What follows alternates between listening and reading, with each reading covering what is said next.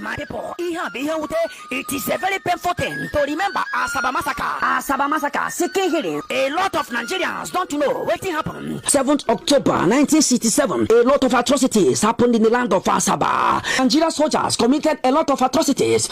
Anya mohona anya bianage say long the meat is. That is goodbye till we meet no more.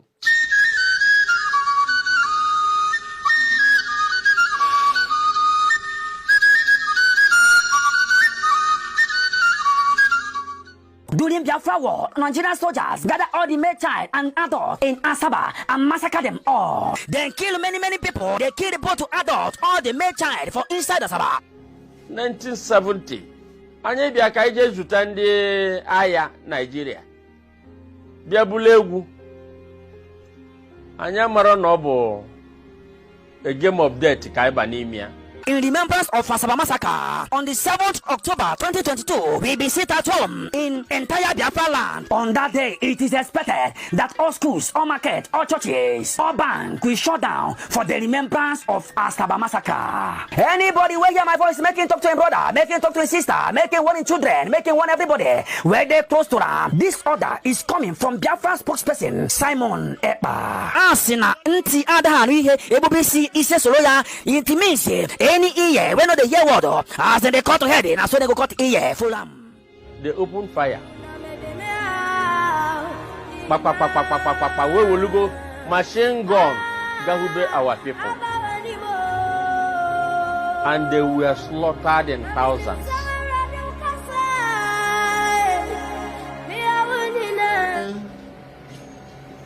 Welcome, my amazing viewers. Thank you so much for joining me on my program once again. I appreciate you wherever you are joining from. If you have not subscribed to my channel, please kindly subscribe to my channel. Click the notification bell so that you'll be notified each time I upload a video. You will be among the first to receive it. Thank you so much, and remember. Ezekwesili joins us live here in our Abuja studio. Many thanks for having you. I probably will say Happy Independence and probably Happy New Year to you. I've not seen you this year. Yes, you haven't seen me. Good to see you. But it's lovely to see you, Shem. I know you've been trying to get into the studio for quite a long time. Now that we have you. Yes. Let's get you to speak about Nigeria. Right. You know so much about this country. What is your thought on a day like this when Nigeria celebrates? Well, it's the second day of the Independence Day celebration, but we are still in the mood. What are your thoughts about this nation? You know, it's amazing how Nigeria offers you contrasts, right? So the contrast in this particular case, as you can see clearly, it's evident. Is on the one hand, we're on the cusp of something that's clearly different from what we've seen before, an activation of citizens' participation in our electoral process. So our democracy is getting the benefit of active citizenship. That's a great one. And then on the other hand, this feeling that perhaps also in some way drives this activation, this sense that of our 62 years haven't quite produced the extent of important developmental outcomes that contemporaries of Nigeria have managed to produce in very far-flung places around the world, especially even in countries that have similar history as ourselves. So you've got this sense of disappointment that we haven't done as well as we could have done, and yet lying side by side it now in this moment that we celebrate our 62nd anniversary of the independence, a sense that there is some awakening that's going on. And so hope, fail it not. And it doesn't make you ashamed, right? So when I said earlier that Nigeria is a nation flowing with milk and honey, I'm speaking with a deep understanding of potentials, not what the obtainable, not what we are obtaining or what we see right now. So I'm speaking in terms of potentials. if there is one thing that has held this country back from fulfilling its aspiration and dreams of the forefathers, or the founding fathers, what do you think that could be? I think everybody that you've interviewed on your show, no matter how many technical reasons they provide, at the summation, they end up saying leadership is our problem. I mean, it's unbelievable. For decades after decades, we would analyze the pitiful condition of our country, and you would see people come to conclusion, whether they are discussing health sector, or they are discussing education, or they are discussing infrastructure, or they are discussing basic governance. People end up, after all the technical things have been said, they then end up and say, leadership is our greatest problem. Why is that so? It is so because leadership, frankly, is that organic process that brings all the potentials you possibly have and the possibilities that you have, that coherence that is needed in order to champion a course toward a clear destination. If you don't have it, you are going to be in the kind of situation we have. So you have all the factors that could lead to growth. Yet there is no coherent direction of the energies that are possible. And so what you end up with would be pitiful outcomes. So I often say to people that, the importance of this concept of leadership is established through empirical analysis that shows more and more that the absence of good governance is the biggest barrier that you can have to development. It's the biggest barrier you can have to growth. The absence of good governance, it really is not just the absence of systems and procedures and structures and institutions. It is most importantly the absence of that human capability to lead, to direct, to organize, to mobilize, to inspire, and to make people aspire towards something better than their current state. Would you say you're a bit disappointed at the performance of the government of the day? Or how would you describe their performance?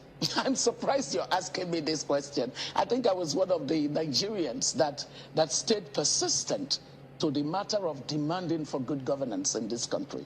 I demanded for good governance even in the government I worked in, because in the government I worked in, I was known as Madam Due Process, remember? And I was not liked. I was not liked by the people even in that government that I worked in, because of this demand that we must govern well. Because if we don't govern well, then the opportunities that are necessary to inspire social and economic mobility of those outside of the privilege that we have had will not come. It will not come to pass. So we needed good governance even at the time that I was in government. And so in fact, in the economic team, I was the subcommittee or subtask team leader of the administration's good governance, accountability, transparency, economic governance aspect. So the reason that I say this is that I stayed consistent with that. I demanding good governance. And you never kept quiet. And I never kept quiet. When you and your friends were on the street demanding the release of the Chibok girls, it got a global reckoning, and a lot of people, and it awakened some kind of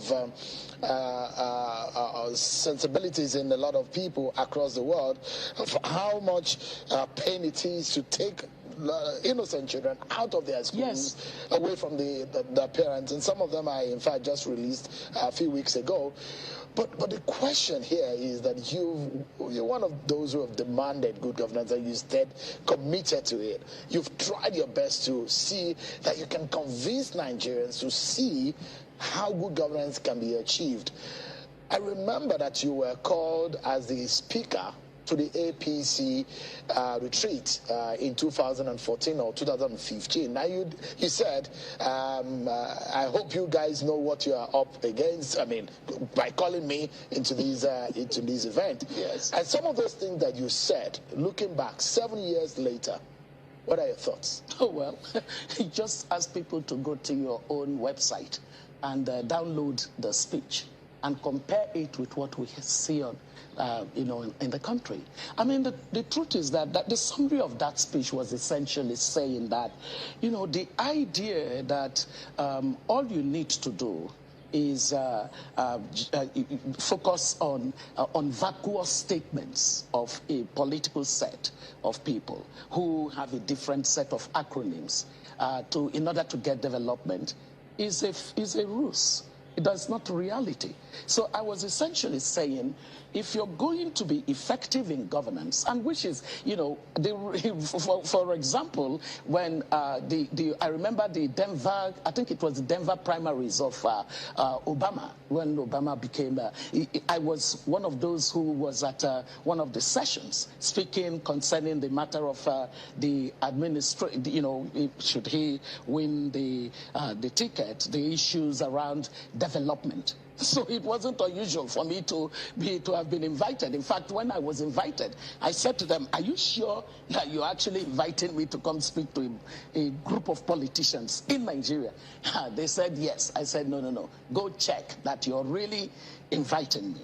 And so they invited me. And I had to say with candor, the issues. I said to them that Nigeria's story, if you look at it from an empirical analysis perspective, our story has not been the story of just, the political party. It's been the fact that we have actually lacked the kind of leadership that in one person and persons, in other words, our leadership class, our political class, we've not seen an amalgam of people with the requisite skills of leadership. Skills of leadership they're not just ad hoc. They are not things that happen by virtue of somebody thinking I could be a leader. So those attributes of competence, of character, of capacity, there is a deliberateness behind it that then enables people to mobilize the kind of action that is necessary to deliver on. If you look at the 18 presidential candidates on the bill this time around, would you say there are maybe one or two people that you think possess this kind of character or traits? I do think that, regardless of what parameter you use, that at least we might find maybe up to 3 people who you could say there are certain parts of the boxes that they tick. But this is what we're served, right? We're served badly as a country in terms of our political class, which is part of why I'm excited that young people are entering into that space, that women are entering into that space. It gives me enormous joy. But, somebody says to you, between a cast of possible presidents that include the 3 forerunners that we currently have, a possible president Tinubu, a possible president Atiku, a possible president Obi. Do you need anybody to tell you where you would be going?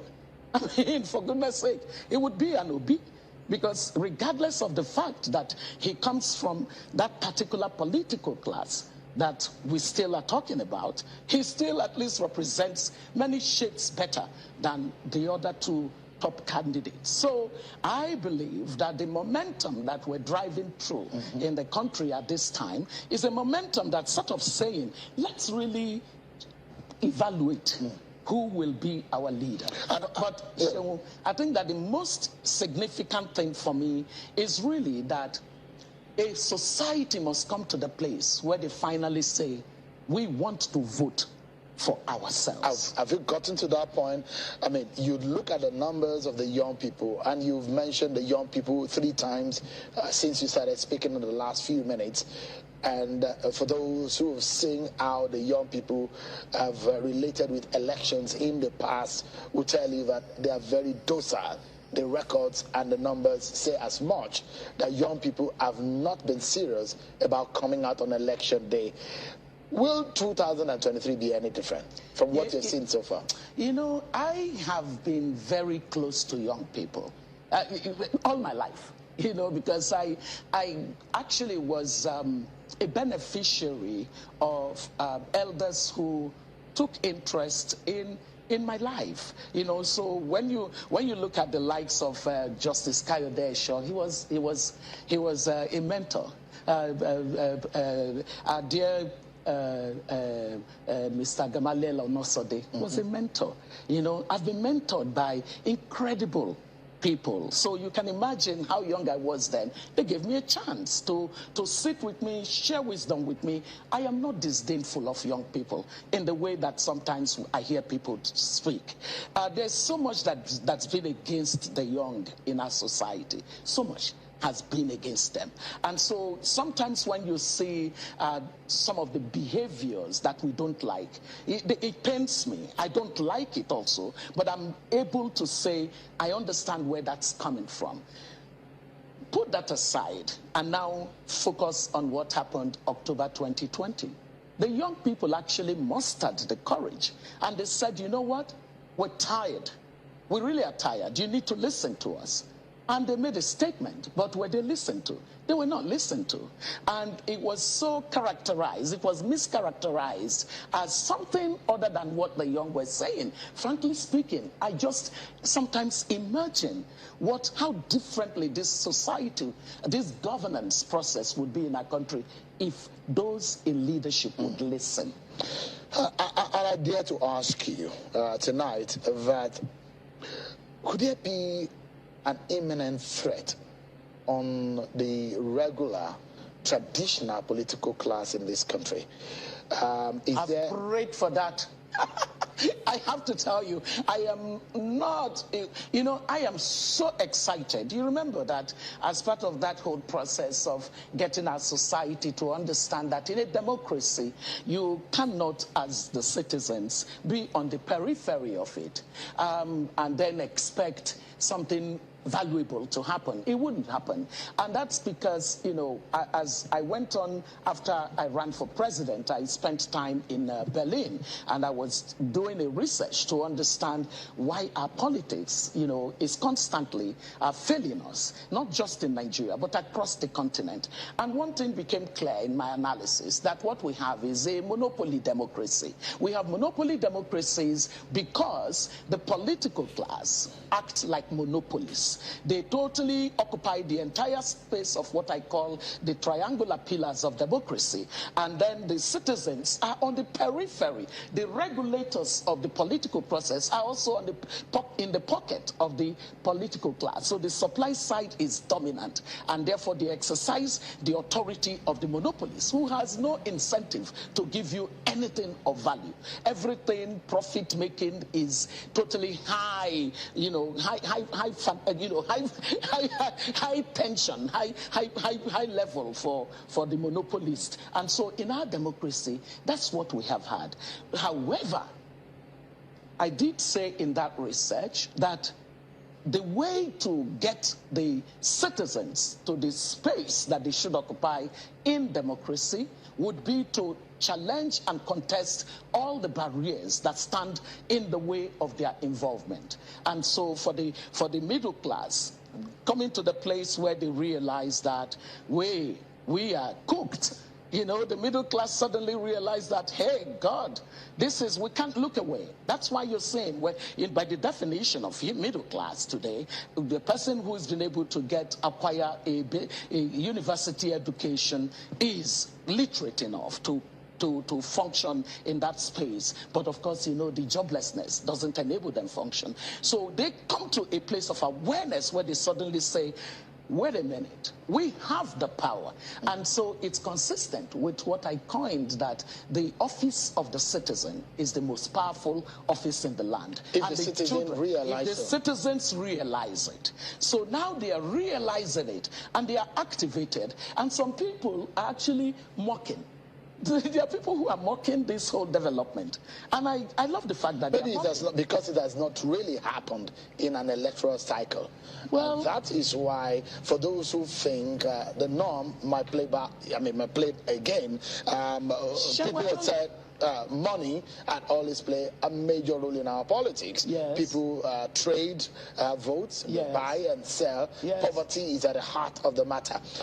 And that, if that factor is still there in 2023, you cannot take away the fact that people will be offered 5,000 naira, 4,000 naira for their vote, and it will still be a case of the highest bidder who gets the day.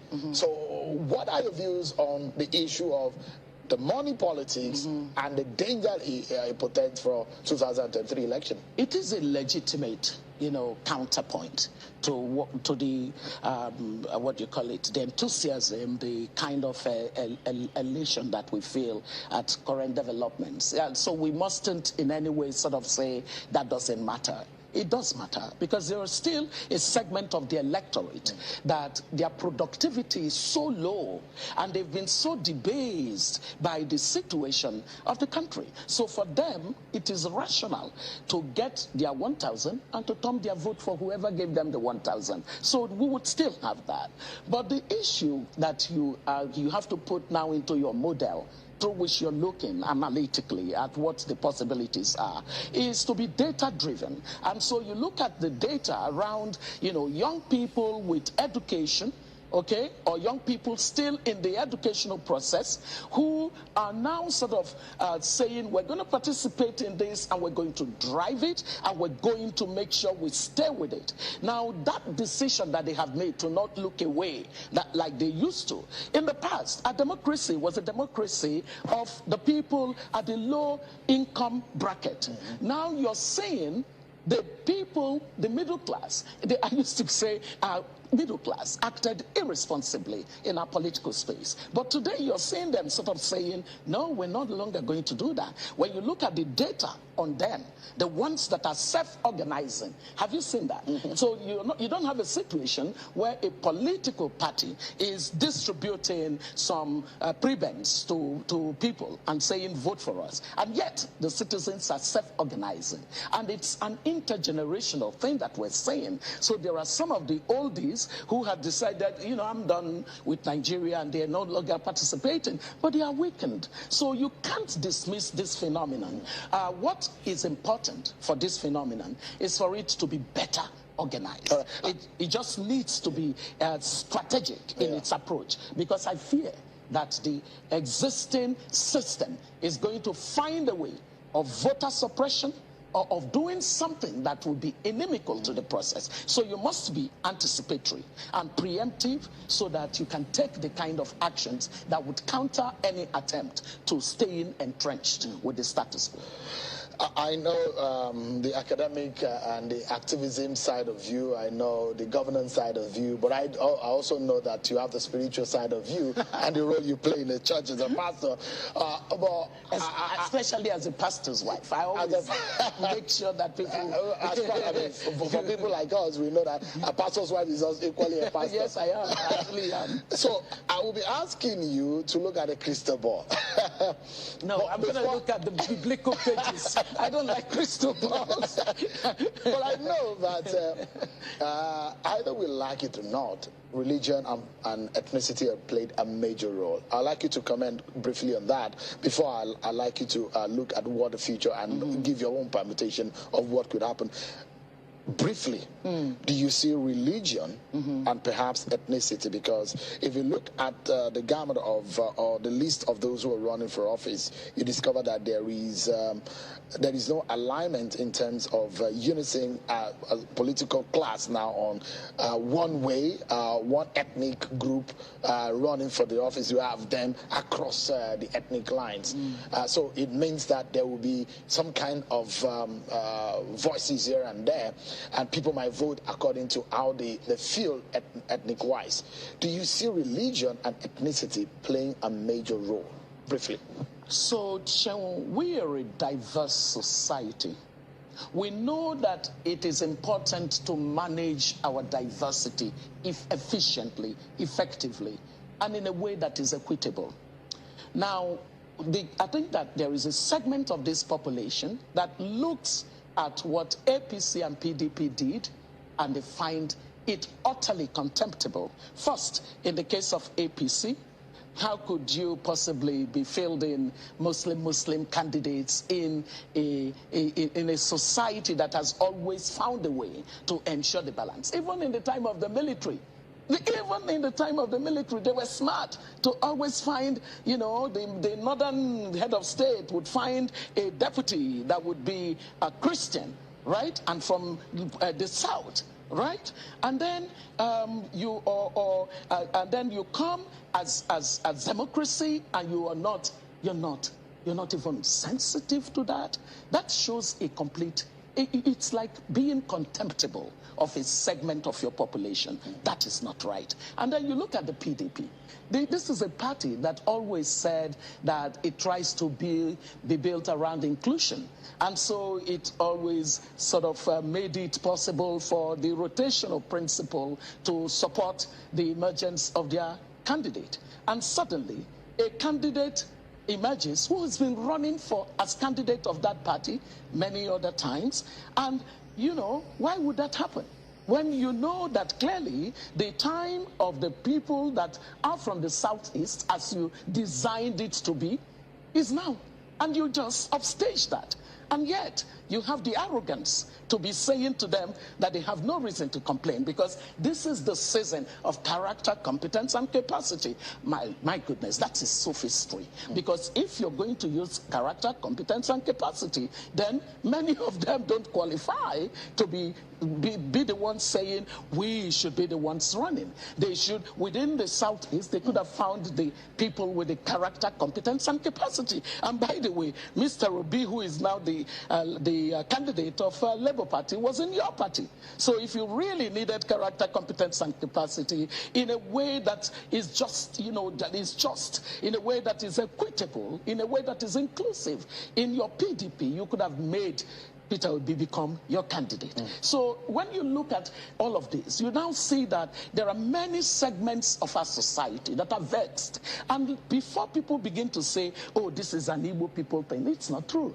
I have so many people who are people from the north, people who are Muslims, people from the south who are Muslims, who simply say that it is not proper that the two dominant parties acted the way they did. So a lot of that is also fueling the kind of support that Peter Obi is receiving. Let's wrap up quickly, and perhaps 30 seconds. This is the part where you have to look into the future, and I'll glean from your experience in government and perhaps in politics also. You've learned your lesson, and you've seen how things could go in politics. How do you think the 2023 election will pan out? Just in 30 seconds. 30 seconds. I'm done. Anyway, so two things are possible, two possible outcomes. That this extant political class, in their ruthlessness, simply say we're not going anywhere. And so they would do anything, including take the nation down in order to maintain the status quo. All right? That's a possible outcome, but it's an outcome that we can mitigate against by the collective effort of citizens across this land. And then the other outcome is the outcome where basically the citizens that are currently self-organize even more strategically and understand that everybody should be at a polling booth with their PVC ready to vote, and not just vote, but that they would stay there and be the guardian angels of the vote of citizens, right? But especially, I think that, you know, just making sure that the credible process that the INEC has promised is what we get. The INEC, as the regulator of the political system, has to be above board. I mean, totally above board, beyond reproach. Anything that is contrary will not be welcomed by the citizens. Dr. Obi Ezekwesili, it's always a pleasure. A 2-hour conversation with you cannot be enough to take out those things you brought from Germany and the rest of it. Thank you so much. It's good to see you again. So lovely to see you. Thank you so much indeed. God bless you. Yeah. Happy Independence. Yes, and to you. Thank you so much. We'll take a break, everyone. And when we return, the Obida Thank you so much for your patience to watch from the beginning to the end. I hope you have learned something from the video you have just watched. The video you have just watched is to bring information to your doorstep and for educational purpose. It is not to demonize anybody. Let us watch continuously and see who can be able to make a sense out of every nonsense we are seeing. We must continue.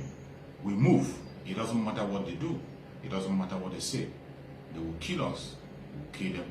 At the end of the day, Biafra is here. Thank you for watching. If you have not subscribed to the channel, please kindly subscribe to the channel. Click the notification bell so that you're notified each time I upload a video. You will be among the first to receive it. Thank you and remain blessed. Bye-bye. See you again.